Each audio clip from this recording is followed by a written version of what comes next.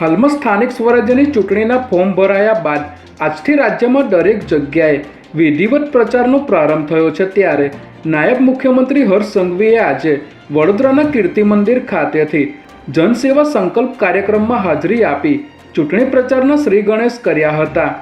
આ કાર્યક્રમ કાલાઘોડા સર્કલ પાસે આવેલા કીર્તિ મંદિર ખાતે યોજાયો હતો, જેમાં સ્થાનિક સ્વરાજ્યની ચૂંટણીમાં મહાનગરપાલિકામાં ઉભેલા તમામ ઉમેદવારોને જનસેવા સંકલ્પ લેવડાવવામાં આવ્યા હતા। આ અવસરે સ્થાનિક નેતાઓ તેમજ ભાજપના કાર્યકરો મોટી સંખ્યામાં ઉપસ્થિત રહ્યા હતા।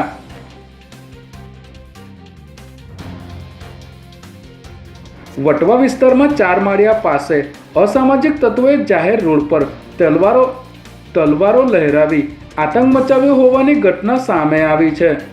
વટવા વિસ્તારમાં ચારમાળિયા પાસે ઇન્સાનિયત નગરમાં રહેતા આબિદાબાનુ શેખના ઘર પાસે આવીને અસામાજિક તત્વોએ જાહેર રોડ પર કાર પાર્ક કરી તલવારો લહેરાવી હતી, જે બાદ શાકિર ક્યાં છે, આજે તેને જીવતો મૂકવાનો નથી તેવું કહીને મારી નાખવાની ધમકી આપી હતી। જો કે આસપાસના લોકો ભેગા થતા આરોપીઓ અહીંથી જતા રહ્યા હતા। ત્યારે વટવા પોલીસે ગણતરીના કલાકોમાં ચારેય આરોપીઓને ઝડપી લઈ કડક કાર્યવાહી હાથ ધરી છે।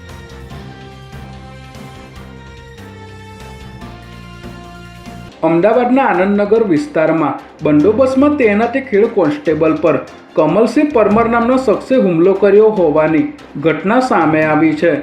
હેડ કોન્સ્ટેબલ જયવીરસિંહ અને ડ્રાઈવર વિક્રમસિંહ ગોકુલ આવાસ ઓડાના મકાન ખાતે બાબા સાહેબ આંબેડકરની જન્મજયંતિ નિમિત્તે બંદોબસ્તમાં હાજર હતા। ત્યારે આરોપી કમલેશસિંહે એક દુકાનદાર સાથે ઝઘડો કર્યો હતો અને સમજાવવા ગયેલી પોલીસ સાથે પણ ઉશ્કેરાઈને ઝપાઝપી કરી હતી, જે બાદ પોલીસ સ્ટેશન પહોંચ્યા બાદ પણ આરોપીએ સીસીટીવીના મોનિટર સાથે માથું અથડાવ્યું હતું। ત્યારે પોલીસે આ મામલે આરોપીની અટકાયત કરી વધુ તપાસ હાથ ધરી છે।